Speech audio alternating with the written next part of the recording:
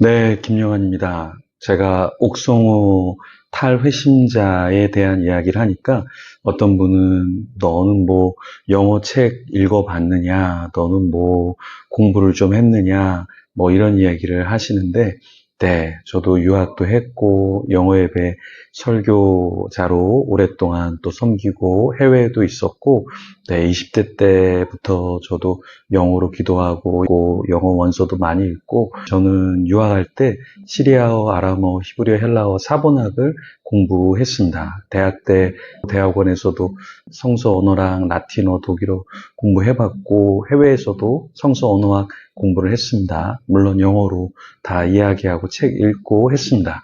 뭐 옥성호 씨가 뭐 책을 좀 읽었다, 뭐 똑똑하다, 뭐 그런데 너는 뭐 얼마나 공부를 했느냐, 영어 책은 읽어봤느냐, 이야기하시는데 그렇게 막 걱정을 하시지는 않아도 괜찮습니다. 자, 고 오카노 목사님은 한 사람을 제자화해야 한다, 이런 말씀을 하셨어요. 그래서 저도 그 영향을 굉장히 많이 받아서 지금도 한 사람 양육하고 제자 훈련하고 여러 사람도 하지만 한 사람에 집중해서 저도 열심히 사역을 하려고 하고 있습니다.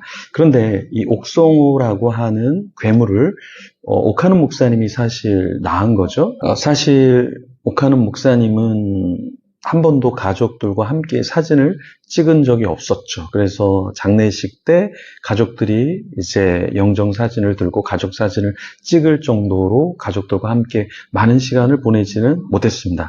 그래서 우리가 이것을 반면교사로 삼는다면 우리가 목회를 하던 선교일을 하던 신앙생활을 하던 우리 자녀들에게 조금 더 신앙적인 케어, 관계적인 면에서 더 잘 해야 한다라는 것은 사실입니다. 자, 고 오카는 목사님 아드님 옥성호 탈회심자, 문제는 무엇일까? 제가 지난번에 이야기를 했지만 오늘은 이 옥성호 탈회심자 이분이 말씀하는 역사적인 예수, 그 역사적인 예수라는 것이 어떤 문제가 있는가, 이것을 좀 우리가 살펴보면 좋겠습니다. 이 역사적인 예수는 갑자기 오늘날 나온 게 아니라 사실은 그 이전부터 계속해서 19세기, 20세기 믿음을 갖지 않은 사람들이 이성적인 잣대, 계몽주의 이래로 하나님을 의심하면서 나온 방법론이 역사적인 예수예요. 그래서 이것은 옥성호 탈회심자 이분만 주장하는 게 아니라 도올 김용옥 씨랑 옥성호 씨랑 굉장히 쌍둥이처럼 닮아 있습니다. 역사적인 예수를 주장하는 사람들의 특징이 뭐냐? 이성적이에요. 네, 학문적인 방법론으로 성경을 분석해요. 그리고 예수님의 실제 역사적인 인물로서의 면모를 부각시키려고 그래요. 그러면서 신앙의 초월적인 차원, 구속의 의미는 다 퇴색시켜 버리는 거죠. 이러한 것은 사실 철학적인 관점, 그리고 이성적인 관점, 그런 역사적인 관점을 예수님을 그냥 하나의 인간으로 놓고 보다 보니까 그렇게 평가절하하는 것이고, 의심의 눈으로 보니까 이렇게 저렇게 다 믿지 못하는 거죠. 그래서 첫 번째 역사적인 예수라는 것은 실증주의적 역사관과 신앙의 긴장관계를 보여주는 거죠. 그러니까 실증주의적 역사관이 뭡니까? 결국에는 어떤 것을 증명하고 또 분석하고 고고학적인 어떠한 증거에 의존해서 성경을 봤을 때 예수님은 이러한 사람이지 않을까, 이렇게 펼쳐 보이는 거죠. 근데 이러한 접근, 네, 할 수 있습니다. 그런데 결국에 이런 접근이 어떻게 되냐면 경험적이고 실증적인 자료를 기반으로 하다 보니까 그것이 오히려 기적과 초자연적인 사건은 받아들이지 않는 거죠. 그러니까 옥성호 탈회심자는 무슨 동정녀 탄생이야? 무슨 부활이 있어? 무슨 기적이 있어? 그 다 후대 사람들이 꾸며놓은 거야. 이성을 갖고서 생각해봐. 그게 맞는 거겠어? 도저히 맞지 않는 거지. 그러니까 초대교회 때 그런 일이 있었다면 왜 로마 군인들이 믿지 않았겠어? 왜 많은 사람들이 따르지 않았겠어? 이렇게 이야기하면서 역사적인 예수, 결국에는 후대 사람들이 다 첨가한 거 아니야? 실증주의적 방법론으로 초월적인 진리나 어떠한 종교적인 신비는 다 배제시켜 버리는 것이죠. 이건 불트만이 했던 비신화화. 그러니까 신화적인 요소들을 다 빼버리면 오늘날의 사람들이 더 잘 믿지 않겠어? 그래서 불트만 같은 경우도 비신화해야 한다 이렇게 얘기했고 그것을 옥성호 탈회심자가 그대로 따르고 있는 거예요. 그러니까 이건 새로운 것이 아니라 예전부터 자유주의 신학자들이 외쳤던 것을 이제 와서 이거 괜찮은 것 같은데 고등비평적인 방법으로 따라하는 거예요. 두 번째, 이 역사적인 예수는 예수님의 신성과 구속 사역에 있어서 왜곡을 주는 방법론이죠. 역사적 예수는 예수님을 그냥 인간의 인물로서 보는 거예요. 그러니까 한 동양의 한 사람이 뭐 대단한 인물로 추앙을 받았어? 그럼 이스라엘의 예수라는 인물이 그렇게 추앙을 받은 거고 도덕적인 선생으로 괜찮은 인물이네. 그래서 윤리적인 교사, 사회적인 개혁가, 괜찮은 인물, 인간으로 본다라는 거예요. 그러니까 신성, 구속사적인 사명, 그것을 역사적인 사실로 인정하지 않는다라는 거예요. 그래서 옥성호 탈회심자는 역사적 예수 방법론을 통해서 기독교의 핵심 교리인 성육신, 부활, 인정할 수 없는 거예요. 그래서 옥성호 씨는 뭐라고 얘기해요? 부활도 없고 천국도 없고 이 땅에서 그냥 우리가 살다가 가는 거다. 그러니까 우리가 뭐 윤리적으로 도덕적으로 그냥 살다가 가면 된다. 예수처럼 그렇게 윤리적으로 도덕적으로 살다 가면 된다라고 이야기합니다. 그런데 기독교 신학은 윤리를 강조하지만 윤리가 다가 아니에요. 예수님의 신성과 구속 사역을 우리는 이야기하죠. 니케아 신조에서 무엇을 명시했습니까? 예수 그리스도의 신성, 그의 구속 사역, 그것을 기독교 신앙의 토대라고 이야기를 했죠. 그런데 칸트 이래로 종교 철학에서는 뭐라고 얘기해요? 도덕적 윤리 교사로서의 예수님. 그래서 초월적인 건 논하지 말자. 왜 칸트가 초월적인 것을 논하지 말자고 했습니까? 휴미라고 하는 극단적인 회의론자가 동에서 해가 떠서 서로 지는 것? 그것도 우리가 잘못 판단할 수 있잖아. 그리고 네가 생각하는 거, 네가 느끼는 거 다 믿을 수 없어. 극단적인 회의론자가 나왔을 때 이 칸트라는 사람이 그러면 우리가 이러한 것은 제외하고 논해하고 어떤 것을 논해시키냐? 자, 신에 대한 이야기. 뭐 증명되지 않는 초자연적인 이야기는 우리 논하지 말자. 그래서 칸트가 결국에는 무엇을 얘기했습니까? 이성적으로 따질 수 있는 걸 얘기하자라고 얘기해서 기독교에 있어서 굉장히 신성적인 면이 축소됐죠. 그렇지만 칸트는 신앙 고백에 있어서 다시 순수 이성 비판 다음에 실천 이성 비판에서 하나님을 다시 끌어오죠. 왜요? 윤리의 기초. 그 근원은 하나님이 계시니까 우리가 윤리와 도덕이 있는 것이지 그러면서 신을 다시 초청해 옵니다. 그런데 이 옥성호 탈회심자 이분은 전혀 하나님 예수님을 끌어오고 있지 않아요. 그렇죠. 역사적 예수의 이러한 방법은 신성을 축소시키고 아예 없애버리는 거예요. 자, 세 번째는 포스트 모던의 비판적인 목소리를 그대로 가져와서 객관적인 진리가 어딨어? 해체주의로 가는 거죠. 상대주의로 가는 거죠. 역사적 예수는 이 굉장히 포스트 모던 철학과 함께 갑니다. 그래서 다양성을 이야기를 해요. 그런데 결국에 포스트 모던의 이 관점은 무엇이냐? 객관적인 진리를 다 해체시킨다라는 거죠. 그렇죠? 그러니까 이 포스트 모던의 문제는 뭐냐면 상대적이어야 돼. 상대적. 그런데 상대적을 얘기하면서 기독교 너네는 상대적인 것을 이야기하는 것 같지 않아. 너네는 문제가 있는 것 같아. 그러니까 너네는 좀 조용히 해. 자, 상대적인 것을 이야기하면 이것도 존중하고 이것도 존중해야 되는데 오히려 포스트 모던은 기독교는 상대적으로 간주해주지 않고 이거는 그냥 해체해야 돼. 이렇게 본다라는 거예요. 그게 상대적이지 않죠. 그렇죠? 포스트 모던은 굉장히 포스트 모던적으로 상대적이어야 되는데 상대적이지 않은 모습을 그 자체가 모순을 갖고 있다라는 겁니다. 그래서 이러한 포스트 모던의 경향이 역시 역사적 예수 방법론에도 들어가 있죠. 철학자 알랭 바디우가 뭐라고 얘기합니까? 포스트 모던 철학이 진리의 개념을 상대화하고 해체하는 과정에서 신앙의 본질적인 측면을 왜곡할 수 있다. 이렇게 지적했습니다. 자, 기독교 신앙은 절대적인 진리를 바탕으로 하는 거죠. 그래서 예수님이 구속했다는 그 사역이 중심인데 이런 옥성호 탈회심자라고 하는 분은 역사적 예수 연구를 주장하면서 상대주의적 해석을 통해 기독교 신앙의 본질적 요소를 훼손하고 있는 것이죠.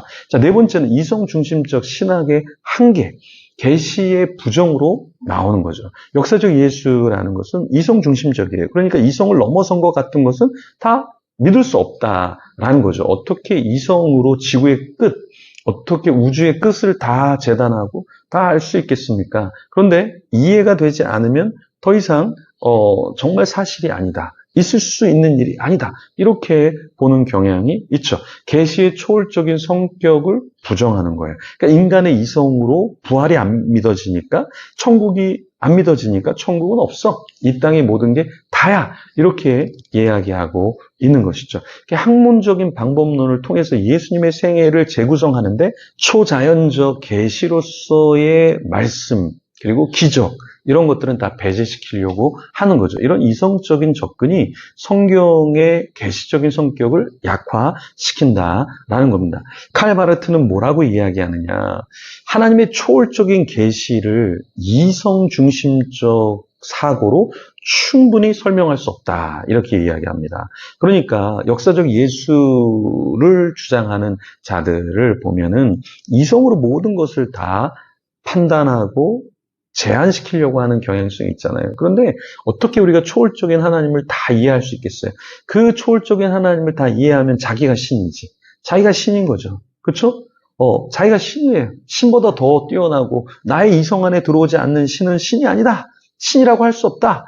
자기가 신인 거죠. 그렇지 않습니까? 자, 5번째. 성경 해석에 있어서 다원성과 신학적인 혼란을 일으켜요. 역사적 예수라는 것은 성경의 본문을 다양하게 해석하려고 해요. 그런데 결국에 이 다양성이, 다원성이 결국에는 성경의 권위를 약화시킵니다. 그렇죠? 그래서 이러한 다원적인 해석이 신학적인 혼란을 야기하고 교회의 전통적 신앙을 위협한다라는 거예요. 뭐 전통적인 신앙이 뭐가 중요해?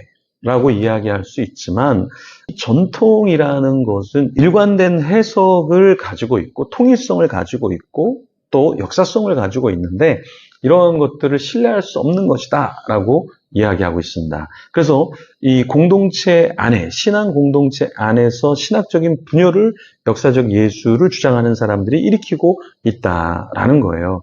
사실 이제 부정적인 얘기를 계속 듣다 보면 어떻게 되냐면 부정적인 사고만 남게 됩니다. 그렇죠? 그래서 옥성호 이 탈회심자 이분의 유튜브 내용을 계속 듣다 보면 그런 것 같아, 그런 것 같아. 이렇게 된 사람들이 이성적으로 이 말이 맞는 것 같아. 그러니까 결국에 거기에 빠져드는 사람들이 마구 생긴다. 그게 어떤 깨달음이 아니라 부정적인 것에 대해서 이야기하면 결국에 부정적인 영향을 받게 되는 거죠. 그렇죠? 그러니까 나도 모르게 믿음이 없어지게 되고 신뢰성이 없어지게 되고 그게 진리를 깨우친 게 아니라 굉장히 신앙을 약화시키고 결국에 믿음이 없는 사람들에게 실족이라는 것을 주게 되는 거죠.